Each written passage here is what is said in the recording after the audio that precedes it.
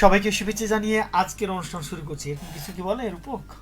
না, এরকম কিছু বলে না। রূপক রূপকের মতো আর শুভ্র শুভ্রর মতো। তা আসলে কিরকম ভাবে এখন বলে? কথা হচ্ছে যে চলে এসেছি রেডিও মহানন্দার ফ্যান পেজ থেকে সিনেমালার লাইভ হয়েছি। আজকে হয়তো বা আপনারা অবাক হচ্ছেন যে কি ব্যাপার, রূপকের হট সিটে শুভ্র কেন? তাই তো তাই এরকমই কিছু। প্রিয় আমরা সদস্য এআই দিয়ে মানে রূপকের চেহারাটাকে শুভ্র বানিয়ে দিয়েছি। তো শ্রোতাবন্ধুরা, এই মুহূর্তে শুনছেন এবং দেখছেন রেডিও মহানন্দা 98.8 FM সিনেমালায়। আমরা দুজন আছি, আমি আছি শুভ্র এবং আমি আছি কথা বন্ধু নূপুর। তো দুই কথা বন্ধু আছি এই আজকের এই কারণে যে আজকে হচ্ছে রূপক নাই। আহ, একটু এই আগে কারণেই শুভ্র আছে। হ্যাঁ, এই কারণে শুভ্র আছে। একটু আগেই নূপুর বললো যে আহ, কি বলবো, আজকে এআই দিয়ে শুভ্রকে নাকি রূপককে শুভ্র বানানো হয়েছে। তো দেখা যাক আমরা দুজন মানে কিরকম পারি সেটাই, যদিও হ্যাঁ, আমার রূপকের সফটওয়্যারটা মতো পুরোটাই রূপক আছে, তাই না? দেখা যাচ্ছে রূপকের মতো হয়তো বা গান করতে পারবে না, কিন্তু সিনেমার গল্পগুলো শোনাতে পারবে। তো শ্রোতা বন্ধুরা, সিনেমার যে কোনো গল্প শোনার জন্য বা আজকের যে টপিক বা আজকের যে বিষয় আছে সেটি নিয়ে কথা বলার জন্য আপনি আমাদের সাথে যুক্ত হতে পারেন। যুক্ত হওয়ার জন্য www.facebook.com/rm98.8 এই যে আমাদের লাইভ চলছে সেখানে যুক্ত হতে পারেন, তাই না? তো বন্ধুরা, আপনারা যারা এখন পর্যন্ত আমাদেরকে দেখছেন, ঠিকঠাক দেখতে পাচ্ছেন বা শুনতে পাচ্ছেন কিনা কমেন্টসের মাধ্যমে জানাবেন। আর জানিয়ে দিতে হবে অবশ্যই যে লাইভটি চলছে, সেই লাইভে কমেন্টস করবেন, আর সেই কমেন্টসে আমরা পড়ে দেব। আর আপনাদের পছন্দের যদি বাংলাদেশি বাংলা সিনেমার গান থেকে থাকে আমাদেরকে জানাবেন, আমরা কিন্তু লাইভ শেষে আপনাদের গানগুলো প্লে করে দিব। তো আজকের কি বিষয় নিয়ে কথা বলছি সেটুকু তো অবশ্যই তোমার বলে দেওয়া উচিত। হ্যাঁ, অবশ্যই তুমি যে বিষয় নিয়ে কথা বলবা আজকে, তুমি আছো আর মানে একটি ভিন্ন টাইপের, ভিন্ন ভিন্ন ধরনের টাইপের ভিন্ন, বিষয় হবে না, এটা কি হয় তাই। বলো?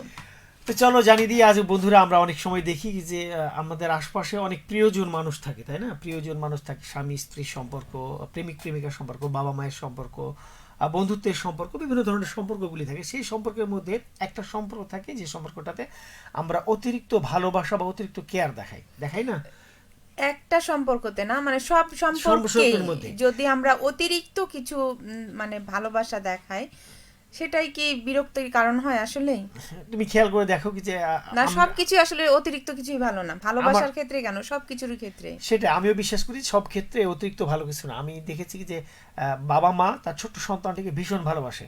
স্কুলে যাওয়ার ক্ষেত্রে, স্কুল থেকে আসার ক্ষেত্রে, পড়ালেখার ক্ষেত্রে, খাওয়ার ক্ষেত্রে, প্রত্যেকটা ক্ষেত্রে প্রচুর কেয়ারিং হয়। এটা কিন্তু চরম বিরক্তির কারণ হয় শিশুটার ক্ষেত্রে, তাই না?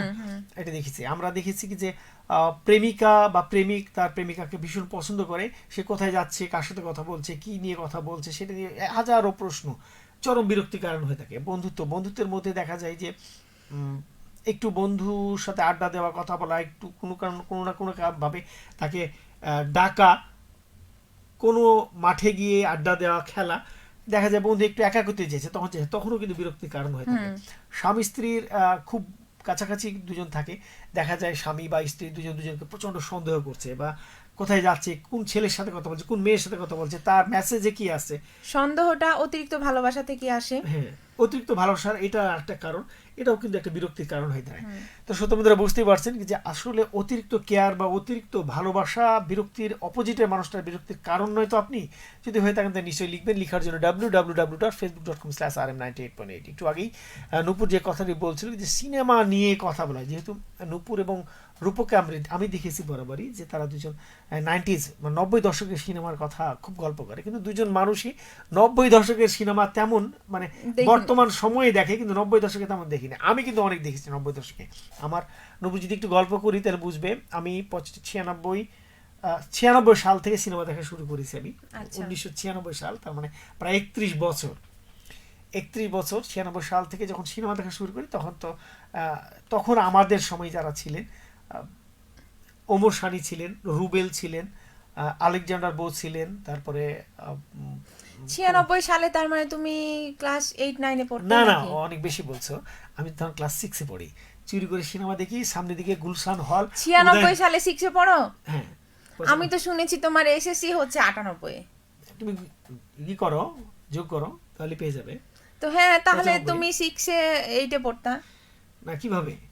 তুমি যোগ করো না, 96, 97, 98, 99 যেতন এসএসসি দিলাম, মানে 98 পরই হিসাব করো তাহলে পেয়ে যাবে। আচ্ছা। হ্যাঁ, মানে 6, তখন 7 6, 7 এরকম। সেই সময়।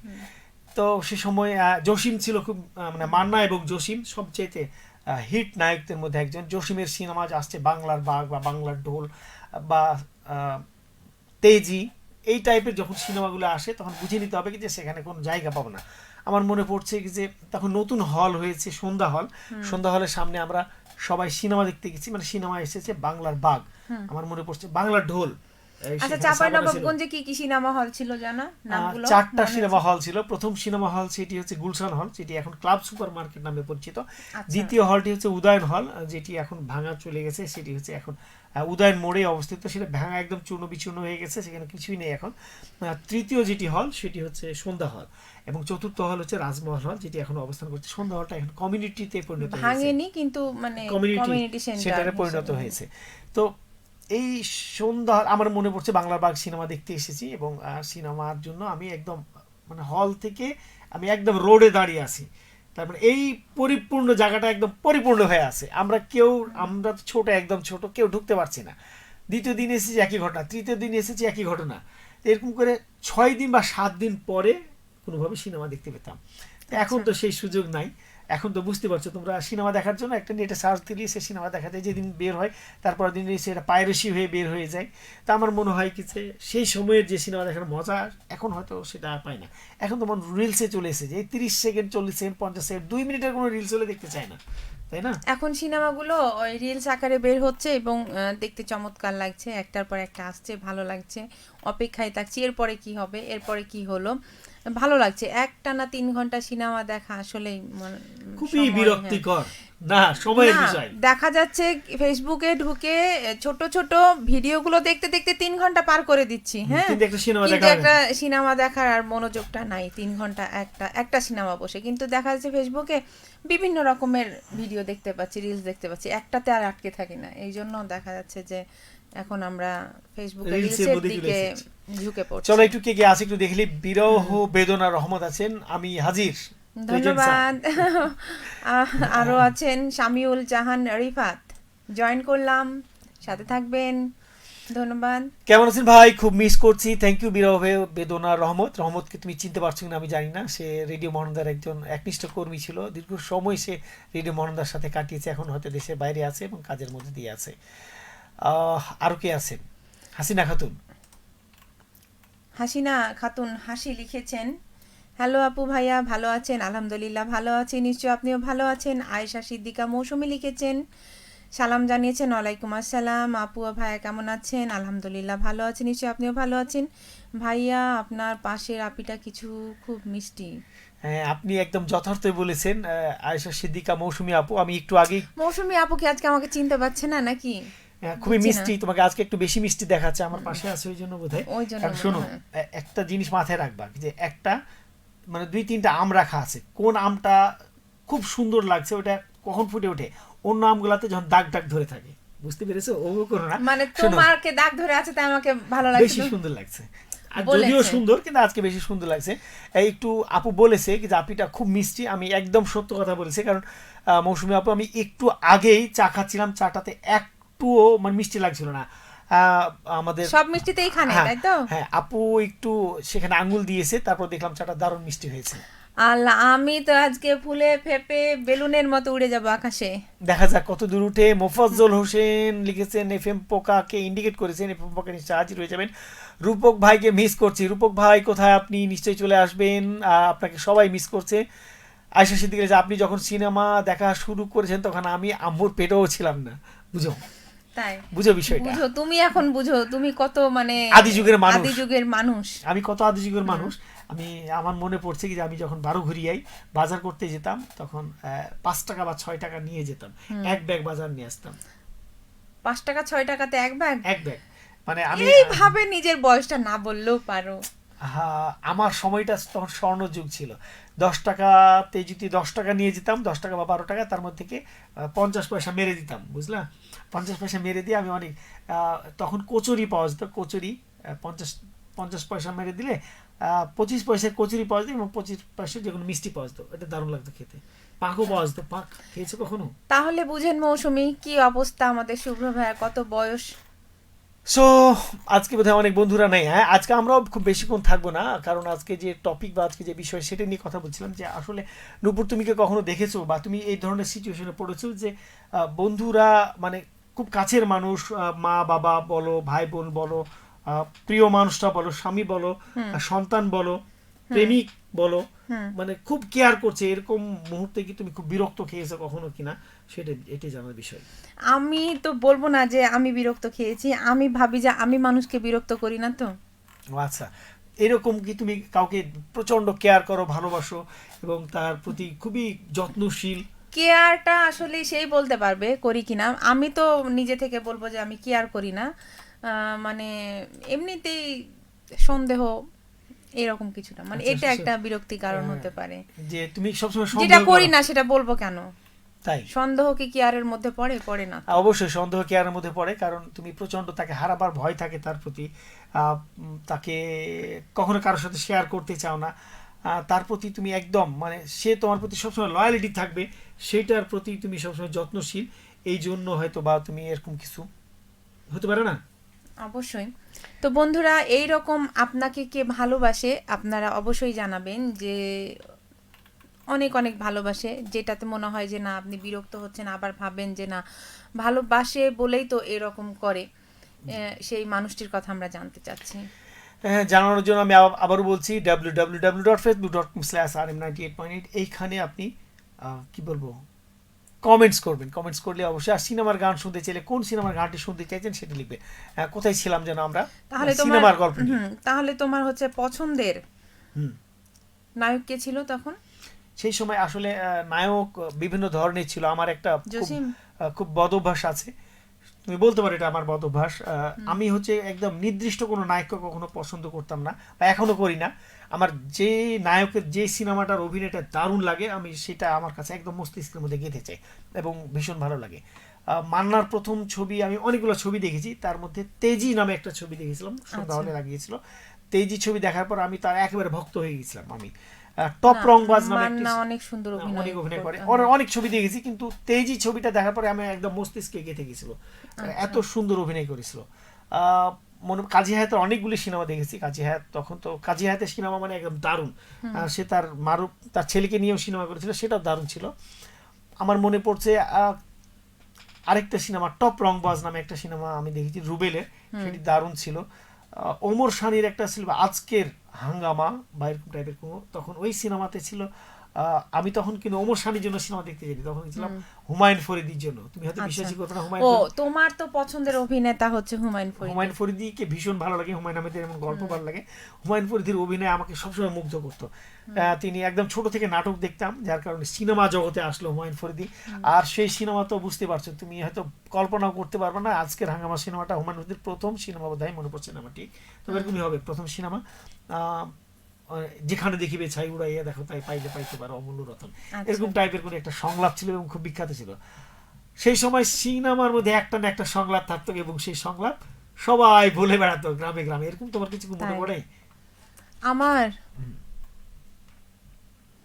কোন একটা সংলাপ কিছু মনে পড়ছে না? চলো, হুমায়ুন ফরিদেরই একটা সিনেমার ডায়লগ আমার এখন ঠিক মনে আসছে না।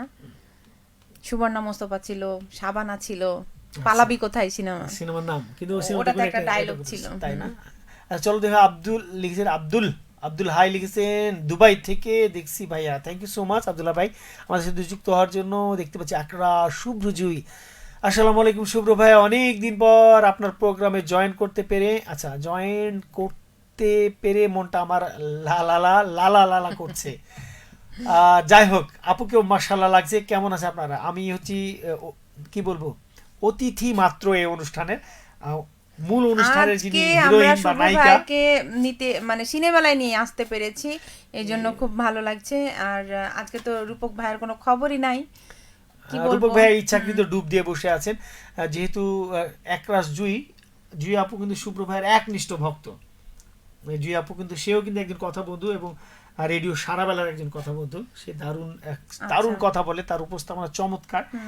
আমি আমি যদিও তার অনুষ্ঠান শোনার সৌভাগ্য হয়নি, রূপককে দেখি তার বেশিরভাগ প্রোগ্রাম রেকর্ডিং করে রাখে এবং মাঝে মধ্যে আমাকে শোনায় দুপুরবেলা যখন আমরা একসাথে খেতে বসি তখন। আচ্ছা, হ্যাঁ, আয়েশা সিদ্দিকা মৌসুমী লিখেছেন, কি লিখেছেন? আজকে কেন জানি প্রচুর মুড সুইং হচ্ছে আপু, একটা আপনার কণ্ঠে গান শোনান না প্লিজ। মুড সুইং দারুণ জিনিস, এটা খুব দারুণ জিনিস না মুড সুইং? আমার কেমন হয় সেটি আমার মানে অপর পৃষ্ঠের মানুষটি ভালো জানে যে আমার মুড সুইং ইদানিং বেশি হচ্ছে এবং কেন যেন মেজাজটা খিটমিটা হয়ে থাকছে। আমি দেখেছি কি যে নুপুরের মুড সুইং এর বিষয়ে আমি খুব বেশি মজা পাই। মুড সুইংটা হচ্ছে এমন একটা দারুণ জিনিস যে হুটহাট করে মেজাজ খারাপ হয়ে যাবে, হুটহাট করে সবার উপর রাগ তুলতে, এবং মুড সুইংটা হচ্ছে এমন একটা জিনিস, তোমার মুড সুইং হয়ে আছে, সাথে সাথে অপোজিটের মানুষের মুড সুইং হতে শুরু করলো এবং তারও রাগ হতে শুরু করলো এবং দুজনের মধ্যে দারুণ ঝগড়া বেঁধে গেল। এটা দারুণ, তাই না? একটা গান শোনাও। কি গান শোনাবো? শরীফা খাতুন সালাম জানিয়েছেন, ওয়ালাইকুম আসসালাম। শরীফা খাতুন আর লিখেছেন, আজ আমার শ্বশুর শাশুড়ি একসাথে অনেক ভালো লাগছে, ধন্যবাদ। এই জন্য বৌমাকে আমরা চাইবো শেষ পর্যন্ত। আমরা দুজন শ্বশুর শাশুড়ি বয়স্ক লাগছে, তাই না? তুমি বয়স্ক, আমি না। ও আচ্ছা, তাহলে আমি বলবো শরীফা খাতুন কোথাও যেন একটু মিস্টেক হয়েছে।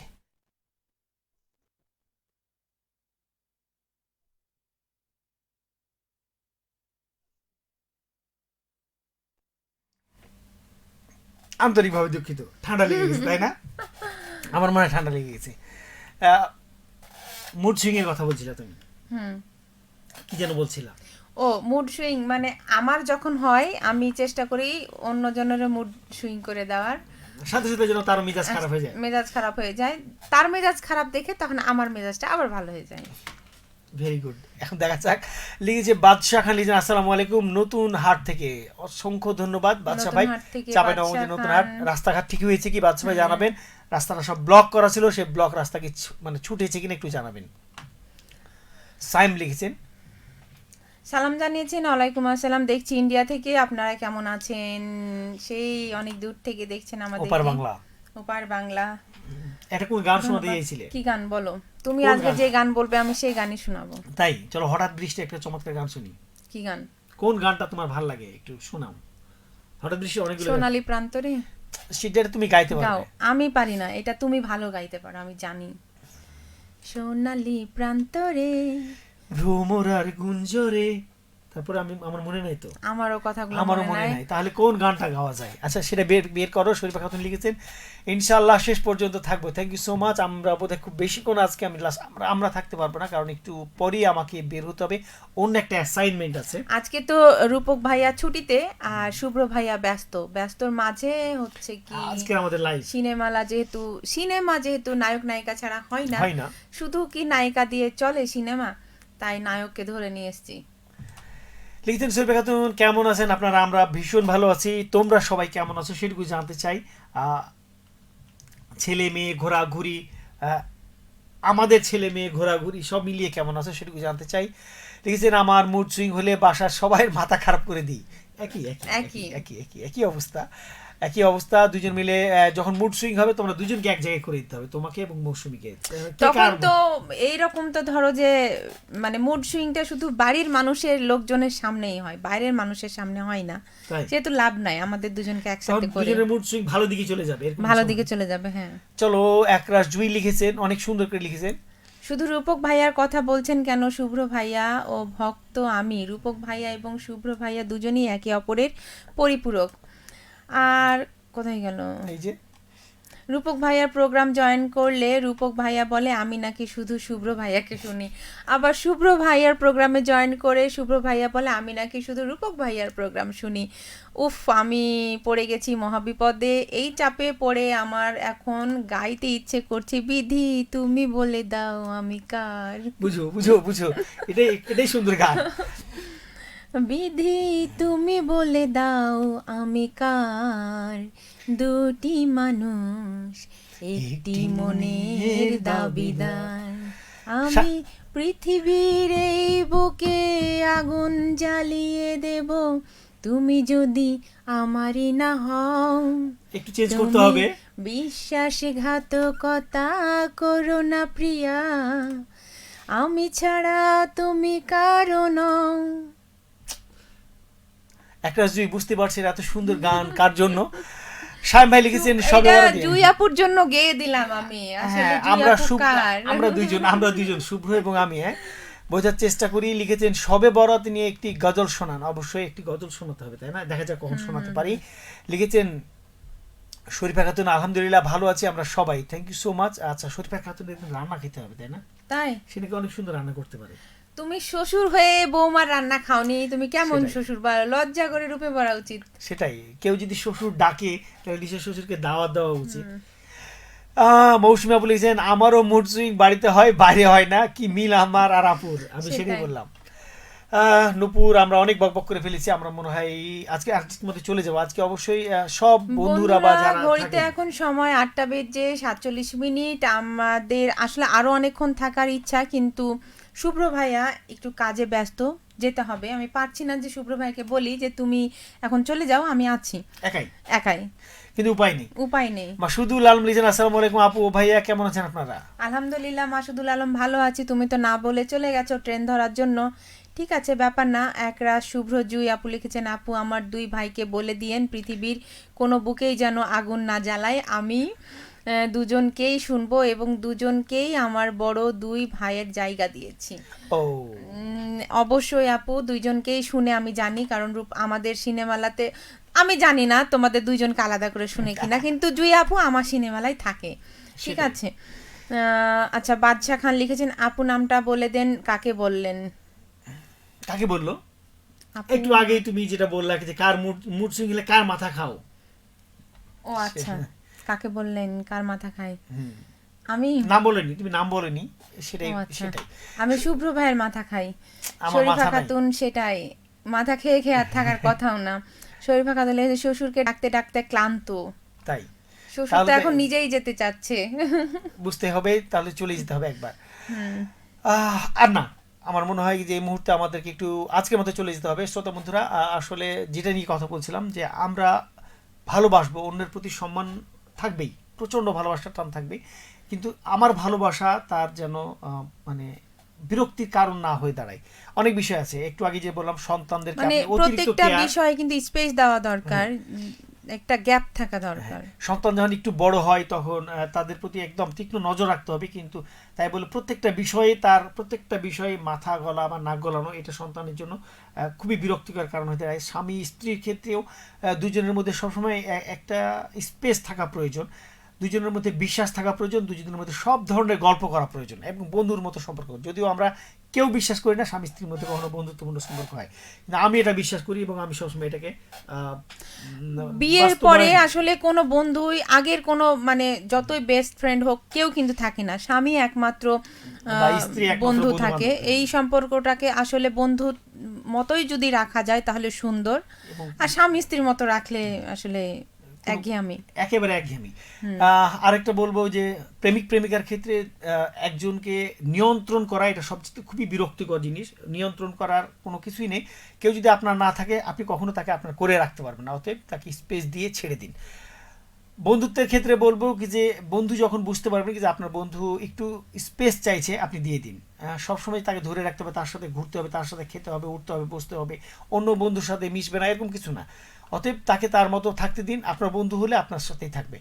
অতএব ভালোবাসাটা যেন কোনোভাবেই মানে বিরক্তির কারণ না হয়ে দাঁড়ায়, সেদিকে আমার মনে হয় আমাদের প্রত্যেকেরই খেয়াল রাখা উচিত। তো শ্রোতা বন্ধুরা, আজকের মতো চলে যাচ্ছি। আগামী পর্বে হয়তো রূপক নূপুর তারা দুজনেই থাকবে। আজকে আমি চলে যাচ্ছি, ফিরে আসবো আগামী বৃহস্পতিবার আমার অনুষ্ঠান নিয়ে, কিন্তু নূপুর ঠিক তার সিনেমালায় থাকবে। আর অবশ্যই মুড সুইং করবো পরিবারের উপরেই, অন্যের উপরে না। শেষ কয়েকটা কমেন্টস পড়ে যাও। শ্বশুরকে ডাকতে ডাকতে ক্লান্ত, চলে আসেন কাকা কাকি তাড়াতাড়ি। আচ্ছা, কাকা কাকি অবশ্যই বৌমার হাতে যে কেক, এটা তো টেস্ট করা হয়নি, অবশ্যই টেস্ট তার করার হাতে জন্য রান্না যেতে হবে। অবশ্যই খেতে হবে। তো শ্রোতা বন্ধুরা, আজকের মতো চলে যাচ্ছি, ফিরে আসবো আগামী মঙ্গলবার। সে পর্যন্ত সবাই ভালো থাকুন নিরাপদে। Have a sweet dream. শুভরাত্রি। Good night.